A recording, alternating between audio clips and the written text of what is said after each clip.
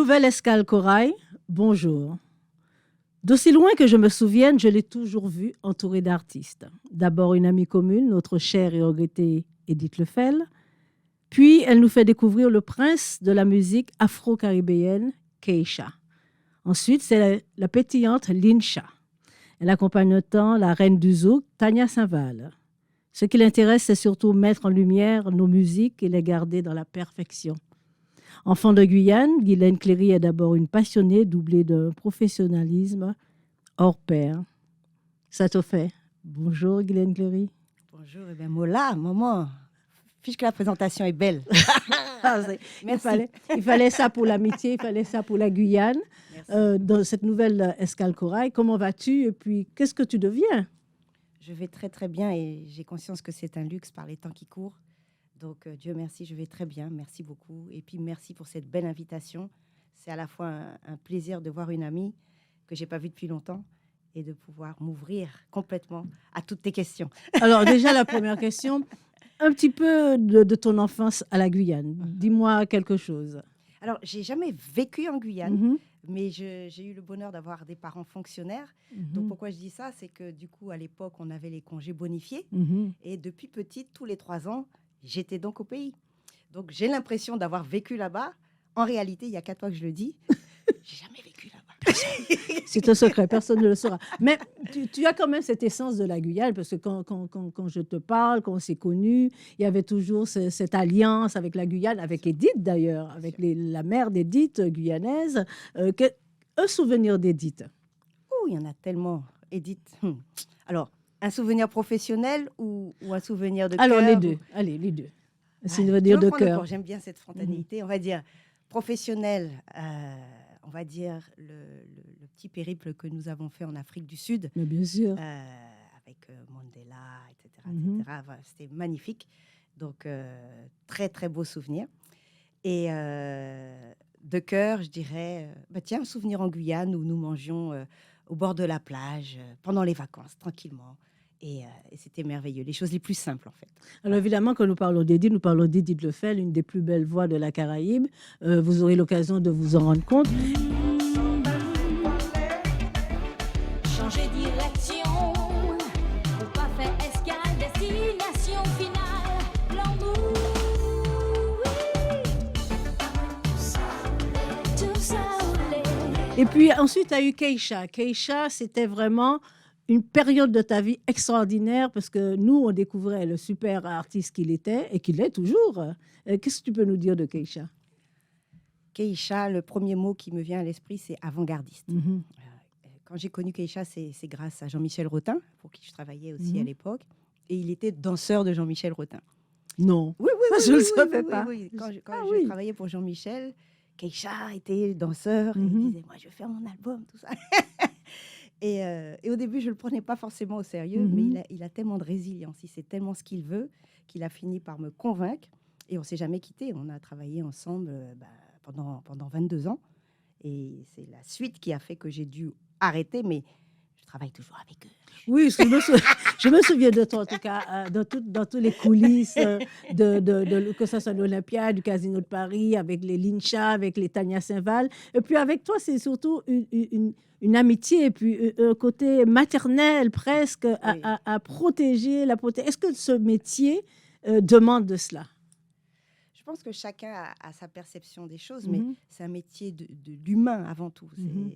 Voilà, donc... pour moi, les artistes, et surtout ceux qu'on vient de nommer, c'est ma famille, tout simplement. Donc, mes frères, mes sœurs et rien d'autre. Mais voilà. Au-delà de la musique, qu'est-ce qui passionne Guylaine Cléry? J'adore le tennis. D'ailleurs, c'était mon premier métier avant de faire quoi que ce soit. Professeur de tennis? Oui, j'étais professeur de tennis. J'avais 18 ans, je passais le bac. Ah bon? Et j'ai gagné ma vie comme ça. Carrément. Oui, en donnant des cours à l'école de tennis et en faisant des tournois. Voilà, quand je dis premier métier, ma première façon de gagner de l'argent, on va Bien dire. sûr. Voilà, mes petits sous. Voilà. Est-ce que tu as été aussi une sportive au-delà du tennis? Oui, ça se voit plus. Alors, quel genre de sport? Non, il faut tout nous raconter. Ici, à Corail, on se dit tout. Alors, Oui, qu'est-ce que tu as fait comme sport? Alors, du tennis de table. D'ailleurs, j'étais championne de Picardie et de Guyane au tennis de table. On va s'essayer au tennis de table. Je suis une bonne... D'accord. Voilà, j'aime J'espère ça. que j'ai des restes, sinon la honte. Je dirais que c'est à cause du tennis. Uh-huh. Et effectivement, le tennis que j'aime beaucoup. Je suis montée en classement jusqu'à 15-2. Je ne sais pas si ça parle aux gens. Ça parle pas beaucoup, mais on va chercher. Voilà. Et c'est pas mal, c'était pas mal. Aujourd'hui, Mhm. j'ai arrêté les compétitions. En tout cas, 15-2, ça permet d'être effectivement professeur de tennis. D'accord, ok. Voilà. Et en cela, la musique, tes passions de vie, la vie de famille, comment tu arrives à concilier tout ça? Le plus naturellement possible. Je crois que si on se pose des questions, c'est là que les problèmes commencent. Donc, il faut juste aller. Parce que quand on commence à réfléchir trop, on va s'apercevoir que ça risque d'être compliqué.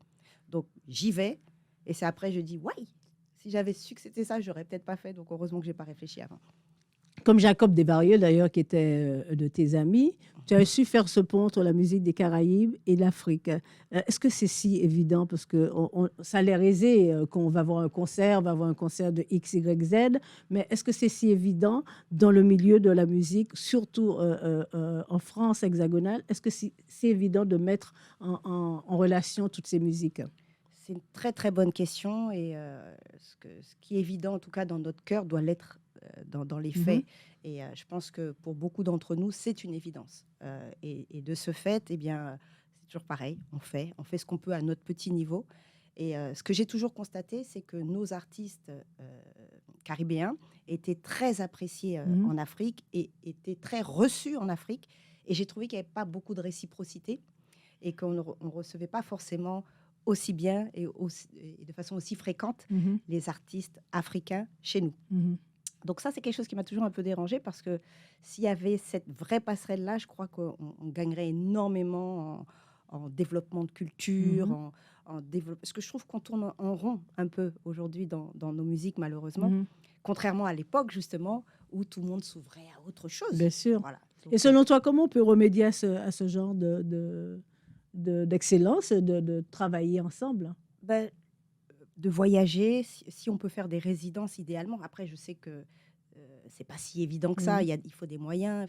Mais il faut pas s'arrêter à ça parce que je pense que il y a toujours des aides possibles qu'on peut trouver, des mécènes, des artistes à l'autre bout du monde qui ont envie de rencontrer aussi de leur côté. Quand je discute avec des professionnels de la musique, je m'aperçois que je suis pas la seule dans mon coin à avoir envie, à avoir ces velléités-là. Donc je me dis, si chacun apportait sa petite touche, eh ben, on arriverait peut-être à faire des choses encore plus ambitieuses, en fait. Il y a aussi aux Antilles, c'est-à-dire il y a un souci, c'est la féminisation de ce métier. C'est vrai qu'il n'y a pas tant de femmes qui ont ce parcours de vie que tu as eu, que tu as encore, parce que tu es quand même à la tête d'un pôle au niveau de Universal, je crois, Afrique. Renseignée. Oui, non, je suis un peu renseignée depuis 2018. Et qu'est-ce que ça consiste à croire, en fait, à mettre quelle forme, qu'est-ce que ça change, en fait, dans la vie de tous ces musiciens? Alors, effectivement, moi, j'ai eu l'honneur et le bonheur de rejoindre Universal en 2018. Donc, ça fait déjà maintenant 4 ans. Et ce qui est superbe, c'est que j'ai eu le bonheur d'avoir différentes fonctions. Donc, je suis rentrée en tant que personne qui chapeautait ce qu'on appelle le live et l'événement, c'est-à-dire toute la mise en place des concerts sur l'Afrique, les tournées, etc., etc. Ensuite, Covid passant par là, j'essaye de faire court, Covid passant par là, on a arrêté un peu le live. Le live a été un peu en suspens. Du coup, on m'a confié la direction de ce qu'on appelle la synergie. C'était la synergie entre Universal et les entités sœurs du groupe Vivendi. D'accord. Okay. Donc, aussi bien Canal+, Havas, etc. Donc, tous les projets synergiques, j'avais le bonheur de les piloter. Ce qui fait que je pouvais me retrouver à piloter une série dans laquelle Canal+ et Universal étaient coproducteurs, réfléchir à comment remplir les salles Canal Olympia qui appartiennent au groupe en mettant en place des tournées, etc. etc. C'était toutes ces réflexions communes que j'avais le bonheur de chapeauter. Et puis, ce n'est plus un secret maintenant, en septembre de l'année dernière, nous sommes sortis du groupe Vivendi en grande partie et nous avons fait une entrée en bourse. Donc, de ce fait, ce côté synergique n'a plus la même portée que quand j'avais cette fonction. Donc maintenant, on a gardé des relations. Au lieu d'être des sociétés sœurs, on est devenu des sociétés cousines, on va dire. Voilà. D'accord. OK. Et, ça a correspondu à la période où, avec Covid, il y a eu une accélération de la digitalisation. Pour que ça soit plus concret, moins de consommation de CD physiques et de musique via les CD ou les vinyles, etc. Et beaucoup plus de consommation via le stream, c'est-à-dire sur les D'accord. plateformes comme Deezer, Spotify, etc. Mais justement, à ce niveau, quel est l'avenir de nos artistes caribéens, africains, avec le digital? Ce n'est pas si simple, parce que nos artistes continuent à enregistrer en studio. Et Complètement. comment ils arrivent à émerger Complètement. de tout cela? Juste pour finir la transition, Mhm. donc du coup, par rapport à cette accélération de la digitalisation, Universal Music Group a pris l'initiative, puisqu'ils avaient racheté la marque Virgin quelques D'accord. années avant, Mhm. a pris l'initiative de dédier la marque Virgin à tout ce qui est justement label de distribution digitale exclusivement. Mhm.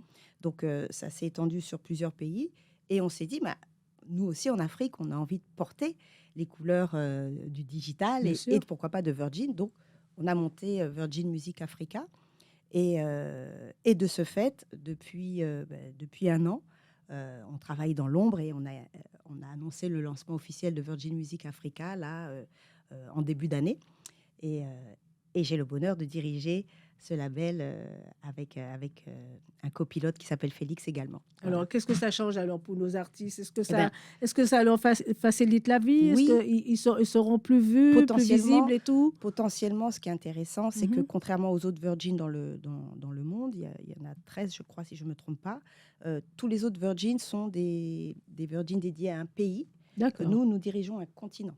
C'est-à-dire que Ah oui. nous avons sous notre coupole 55 pays d'Afrique, plus les diasporas caribéennes et océan Indien. Donc, Wow. ça veut Et dire comment se que, fait le choix? eh bien, nous avons des chefs de projet qui font D'accord. des écoutes. Mhm. C'est vrai que, bien sûr, j'ai mon mot à dire, etc. Mais j'aime bien rester à ma place et chacun son métier.